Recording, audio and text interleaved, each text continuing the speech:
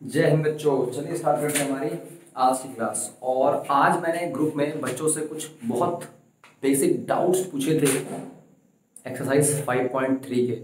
तो काफ़ी सारे बच्चों ने मुझे कुछ डाउट्स भेजे हैं, कॉमन डाउट जितने हो पाते हैं एक नन्ही से मुन्नी छोटी सी वीडियो में उतने कवर करने की पूरी कोशिश की जाएगी। सबसे पहला क्वेश्चन लेते हैं, क्वेश्चन नंबर 9। डायरेक्टली लेते हैं क्वेश्चन नंबर 9।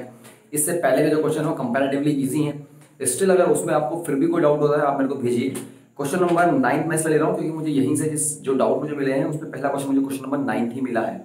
हाँ, सिक्स फिफ्थ जो भी होगा मैं फिर ले लूंगा, अगली वीडियो आ जाएगी तो उसमें भी उनको कवर कर दूंगा। जिनके डाउट्स नहीं होंगे वो मुझे फिर से मैसेज कर देना, भैया हमारा डाउट कवर नहीं हुआ, इसे भी कवर कर दीजिए, वो भी कवर कर दिया जाएगा। क्वेश्चन नंबर 9 क्या कहता है समझने की कोशिश करते हैं। क्वेश्चन नंबर 9 कहता है कि यार सम ऑफ 7 टर्म्स, क्या मैं इसको ऐसे लिखता हूं, इस 49 सिखाया हुआ आपको, and the sum of 17 terms is 289। ठीक है, then find the sum of n terms. ठीक है, लॉजिक क्या कहता है समझने की कोशिश कीजिए। यहां पर आपको S7 दिया हुआ है, यहां पर आपको S17 दिया हुआ है, आपको Sn निकालना है। जब भी कभी आपको an निकालना होता है, Sn निकालना होता है, वहां पर n की कोई डिफाइंड वैल्यू नहीं होती, वहां पर n की जगह पे n ही पड़ता है। तो यहाँ पर जो भी n की Sn की वैल्यू आएगी वो n की टर्म पे आएगी।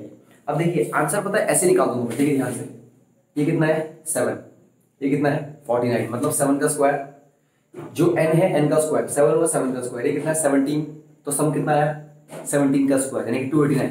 तो अगर हम Sn निकाल रहे हैं तो हमारा आंसर क्या होगा, Sn का आंसर क्या होगा n स्क्वायर। डायरेक्ट देखो n स्क्वायर आंसर आएगा। तो अगर ये MCQ है तो आप डायरेक्टली टिक कर सकते हो, लेकिन एग्जाम में अगर 3 या 4 मार्क्स का क्वेश्चन तो आप ऐसा तो नहीं कर सकते कि ये 7 का स्क्वायर है, 7 तो 17 का स्क्वायर होगा, तो n है तो n का स्क्वायर आंसर आ गया। आंसर ही है, आप लोग चेक कर लीजिए। इसे हमें सही तरीके से निकालना है।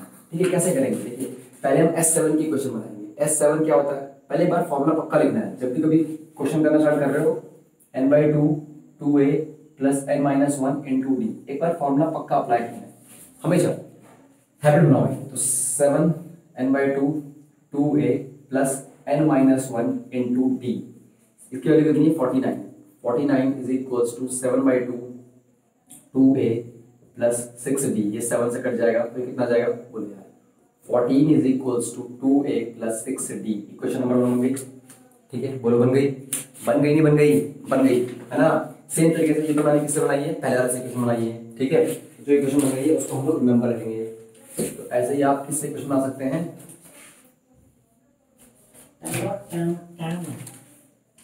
ऐसे आप किससे क्वेश्चन बनाते हैं 17 से, S17 is equals to 17/2 2a plus n-1 d, 17 is 16 d, directly कर सकते हैं। ये 17 आएगा, ये कितना बन जाएगा 34 is equals to 2a plus 16d। Equation number 2। देखो माइनस माइनस माइनस ये कट जाएगा, 16 में से 6 में माइनस होंगे तो माइनस के 10d इक्वल्स टू 40 कितना जाएगा बोलो, माइनस के 20 कट जाएगा। तो d की वैल्यू कितनी आ गई 2, d की वैल्यू 2 आ गई। इस d की वैल्यू पहली क्वेश्चन में पुट कर दो। आपकी पहली क्वेश्चन क्या थी, 2a plus 6d is equals to 14। ठीक है, आप बताओ 2a प्लस 6d कितना है 2 इक्वल्स टू 14, तो 2a प्लस 12 इक्वल्स टू 14, तो 2a is equals to 14 minus 12 is 2, तो a कितना आ गया 1, a कितना आ गया 1। तो आपकी a की वैल्यू बन आ गई और d की वैल्यू 2 आ गई, a की वैल्यू बन आ गई और d की वैल्यू 2 आ गई। अब आपको जो निकालना है वो क्या निकालना है, आपको निकालना है Sn। आपको क्या निकालना है Sn। देखो Sn मतलब n की जगह पे n ही रहेगा, तो n/2 2 into a कितना है 1, तो 2 into 1 प्लस n की जगह पे n रहेगा n-1 into d, d कितना है 2, n-1 into d मल्टीप्लाई कर देंगे। Sn is equals to n/2 2 plus 2n-2, सही बात है कि नहीं बात है। ठीक है, तो 2 से 2 कट जाएगा तो कितना आ गया, Sn is equals to n/2 into 2, 2 से 2 कट जाएगा जैसे, तो n into n is n आ गया ना। तो मैंने आपको पहले बताया था कि आप डायरेक्टली इस तरीके से कर सकते हो। तो मैं उम्मीद कर रहा हूँ कि आपको क्वेश्चन 9 बिल्कुल समझ आ गया होगा, है ना। चलिए आगे मुझे भूलना तो जाने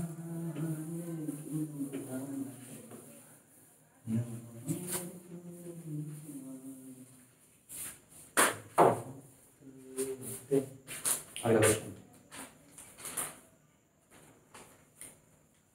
अगला क्वेश्चन है क्वेश्चन नंबर 10। इसमें आपको an दिया हुआ है, एन की वैल्यू कितनी है 3 + 4n। आपसे बोल रहा है कि शो करो कि एपी है और इसका S15 निकालिए। देखिए इस वाले में से एपी बनाएंगे। ये आपको एन दिया हुआ है, बहुत इजी है। सबसे पहले आप क्या पुट करेंगे, n = 1, n = 1 पुट करते ही क्या निकलेगा, ये a1, 1 लिखने की जरूरत नहीं, a1 का स्टूडेंट। तो 3 + n की जगह 1 रख दो, 4 × 1 कितना बन गया, ये 4 × 4 3 7। अब n की वैल्यू n की जगह 2 रखो, जैसे n की जगह 2 रखो तो क्या निकल जाएगा, a2, 3 + 4 × 2, 4 × 2 = 8 + 3 11। फिर n की जगह 3 रखो तो क्या निकल जाएगा, a3, 3 + 4 × 3। देखो जहां जहां पर n है वहां चेंज आ रहा है बस, देखो है ना, n की जगह 1 2 और 4 3 = 12, 12 + 3 बन गई एपी। देखो एपी बन गई, दिख गई है, ये एपी की फर्स्ट टर्म, ये सेकंड टर्म और ये थर्ड टर्म। तो एपी क्या बन गई है, 7 11 15 19 23। अब बताओ ये एपी है कि नहीं है ना, ठीक है।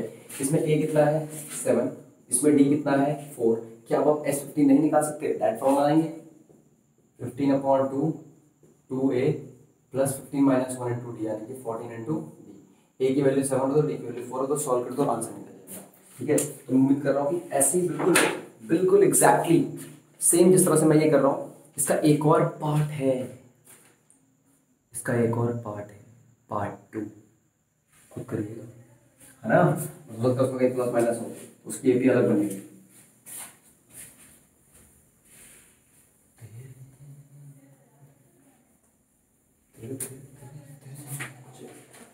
क्वेश्चन नंबर 11 इसमें बड़ा अच्छा क्वेश्चन है।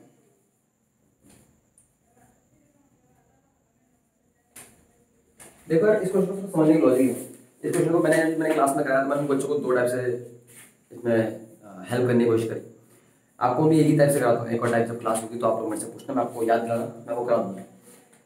देखिए ये क्वेश्चन को कैसे करते हैं पता है, थोड़ा अगर दिमाग लगाएं तो ये जो क्वेश्चन होते हैं, अभी तो हमको an दिया हुआ था तो हमने 1 2 3 रखा तो क्या निकला, a1 a2 a3 a4। लेकिन अगर मैं यहाँ पर 1 2 3 4 रखूंगा तो मुझे s1 s2 s3 s4 मिलेगा। इसका मतलब sum of first term, sum till second term, sum till third term, sum till fourth term and so on. ठीक है, तो रखने का n की वैल्यू 1 रखते हैं, तो s1 की वैल्यू कितनी आ गई, 4 × 1 - 1 का स्क्वायर, दैट इज s1 कितना आ गया 3। अब n की वैल्यू 2 रखते हैं तो कितना आ गया, s2 = 4 2 × 8 - 2 का स्क्वायर। तो s2 कितना आ गया आपका, 4 2 8 - 4 आ गया। अब n के 3 रखते हैं तो s3 कितना आ जाएगा, 4 × 3 - 3 का स्क्वायर, 4 3 = 12, तो कितना जाएगा 4 3 = 12, 12 - 3 is 3। अब तेरे का मतलब समझिए है क्या, ये एपी की फर्स्ट टर्म, ये एपी की सेकंड टर्म, ये थर्ड टर्म और ये फोर्थ टर्म। सो अगर मैं कभी बोलूं S1, इसका मतलब सम ऑफ फर्स्ट टर्म, इसका मतलब S1 क्या है, कोई आपसे बोले बेटे S1 क्या है, आप बोलोगे भैया सम ऑफ फर्स्ट टर्म, और फर्स्ट टर्म तो अकेली होती है। इसका मतलब जो S1 होता है वही हमारी फर्स्ट टर्म होती है, काम खत्म। ठीक है, कोई आपसे बोले भैया S2 क्या होता है, आप बोलेंगे sir first term plus second term क्या होता है S2। इसका मतलब S2 का मतलब क्या होता है, sum of first term plus second term. कोई आपसे बोले भैया S3 क्या होता है, आप बोलेंगे सर जी S3 जो होता है वो होता है first term plus second term plus third term. ध्यान से देखिए, हम मैं S3 को ऐसे भी लिख सकता हूँ S2 प्लस थर्ड टर्म, यानी कि अगर मैं दो टर्म तक के सम में थर्ड टर्म ऐड कर दूं तो S3 बन जाएगा। ये भी लॉजिक है कहने का, ठीक है। अब अगर क्या करें, कुछ भी ना करें, सिर्फ वैल्यू पुट करें, S1 तुम तो फर्स्ट टर्म हो, इसका मतलब फर्स्ट टर्म क्या आ गई एपी की 3। ठीक है, S2 क्या है, first term plus second term, S2 की वैल्यू कितनी है 4, S2 की वैल्यू 4 यहां पे रख दो, 4 = समझ आ रहा है कैसे कर रहा हूं, 4 = फर्स्ट टर्म कितना है मेरा 3 और ये क्या है मेरा सेकंड टर्म, तो सेकंड टर्म कितना गया 4 - 3 is 1। अब क्या करो, इन सब की वैल्यू वहां रख दो, S3 तुम कितने हो 3, S3 तो फर्स्ट टर्म तुम कितने हो 3, सेकंड टर्म तुम कितने हो 1 और थर्ड टर्म तुम 3 + 1 4, इस तरफ जाएगा तो A3 कितना आ गया -1। तो बन तो है आपकी एपी, ये आपकी फर्स्ट टर्म, ये आपकी सेकंड टर्म, ये आपकी थर्ड टर्म, है ना। तो क्या करना है आपको, बस आपको इस एपी को प्रॉपर तरीके से लिख देना है। आपको समझ पा रहे हो मैंने सबको किस तरह से कन्वर्ट किया।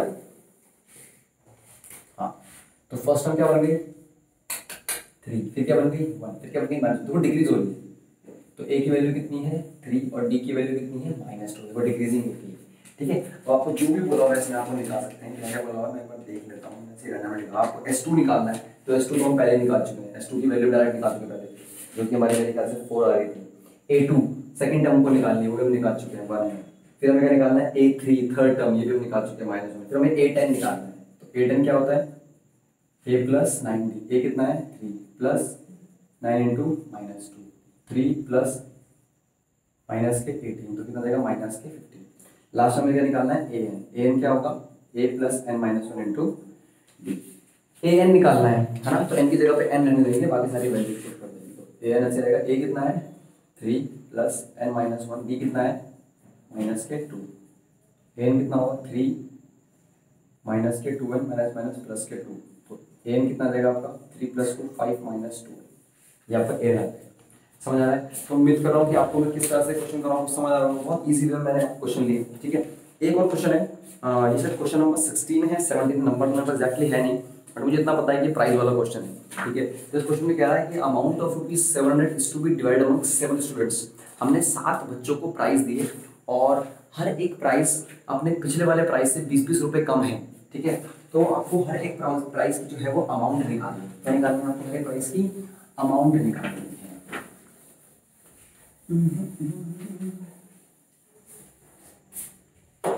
देखो, तो टोटल 700 रुपए थे, पहला प्राइस कुछ कम, फिर 20 रुपए कम, फिर 20 रुपए कम, फिर 20 रुपए कम, फिर 20 रुपए कम, 7 प्राइस बांटे। कितने प्राइस बांटे? 7, तो इनकी वैल्यू कितनी आ गई 7। पहला प्राइस मान लो x का है, फिर 20 रुपए कम हुए, फिर और 20 रुपए कम हुए, सॉरी 20 कम 40 हो जाएंगे, फिर और 20 कम हुए, फिर और 20 कम हुए, फिर और 20 कम हुए, और फिर और 20 कम हुए। 7 प्राइस है ना, 1 2 3 4 5 6 7 प्राइस कम हुए।